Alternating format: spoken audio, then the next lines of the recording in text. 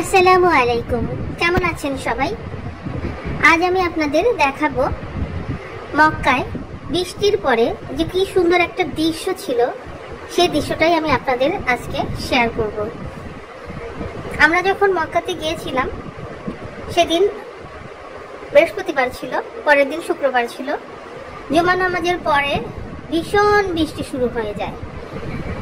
আমরা আর বের হতে পারি নাই। মাগরিবের পরে বৃষ্টিটা থামে, তারপর আমরা বের হই। এই যে রাস্তায় পানি জমে গেছে, যারা যারা আটকা পড়েছিল তারা বৃষ্টির পরে এই যে যার গন্তব্যস্থলে চলে যাচ্ছে।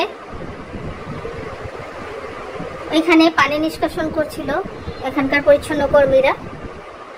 আর আশেপাশের দৃশ্য বেশ চমৎকার ছিল। আমার খুব শখ ছিল মক্কায় যেন আমি এসে বৃষ্টি দেখতে পারি। আলহামদুলিল্লাহ, আল্লাহ সে শখ আমার পূরণ করেছেন। আমি মন ভরে বৃষ্টি দেখেছি।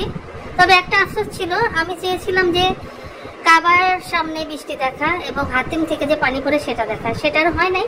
তারপরও আলহামদুলিল্লাহ। আজ এই পর্যন্তই। সবাই ভালো থাকবেন। আল্লাহ হাফেজ।